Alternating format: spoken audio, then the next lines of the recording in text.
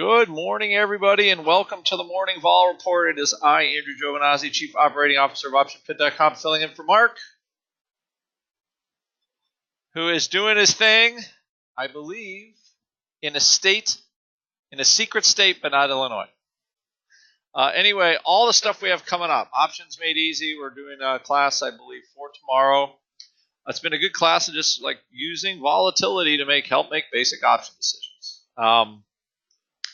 Our Saturday class is coming October 20th, and using daily and weeklies in a very specific way to help you become a better trader. Learning the secrets of them, how they decay, using the weekend effect, all the tricks you can use for short-term options that didn't exist, 10 years ago when I was a market maker at that time. So you'll actually leave the course knowing how to do something you probably didn't know before. All right, so it's a great opportunity. Also, our November 10, if you don't understand how to use Greeks, that will be November 10th, December 15th, hedging strategies for long-term investors, right? How to use options to help pay for long equity positions and find a way to make somebody pay for them. All right, that will be December 15th. Those are Mark and I will be doing those classes as far as I know.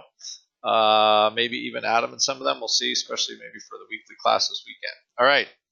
Now, moving on to what the heck is going on. Okay.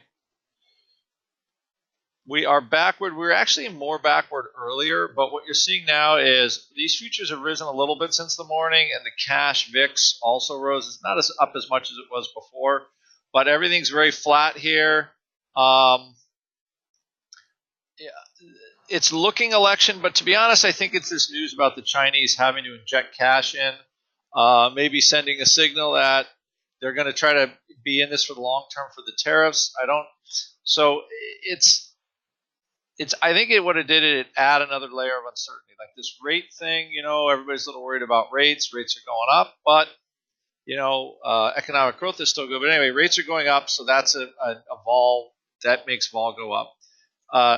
Kind of the change in the Chinese posture, that makes vol go up. So now what we have is two, what I would call sort of macro events. That's the stuff that usually generates volatility. You got 2 out of 3.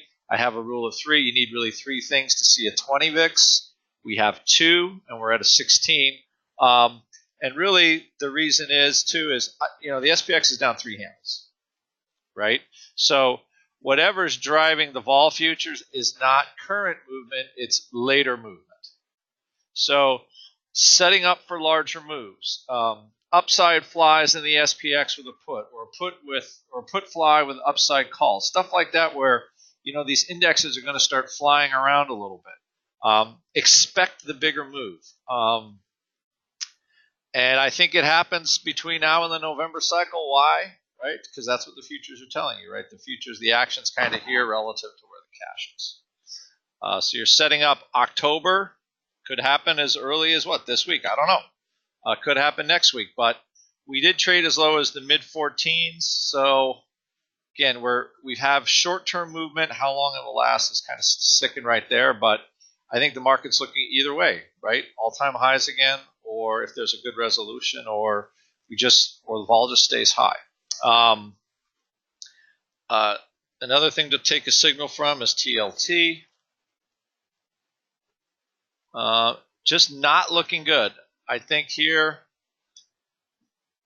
cheap strangles in here out like 3-4 weeks. Also, interest rate news, trade war news, all this stuff. Vol here is definitely a little higher, but I think you could finding a way to pay for that type of stuff. Certainly could get that done. And lastly, so again, more in movement in indexes, more movement in the vol products. I think it's not going away, and there's no guarantee that volatility is going down soon in VIX. Okay, no guarantee. Last USO.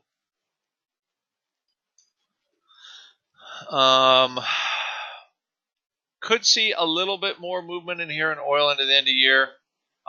especially the winter shaping up on the East Coast. It looks a little worse than everybody thinks. So one of my favorite plays for this was not very long ago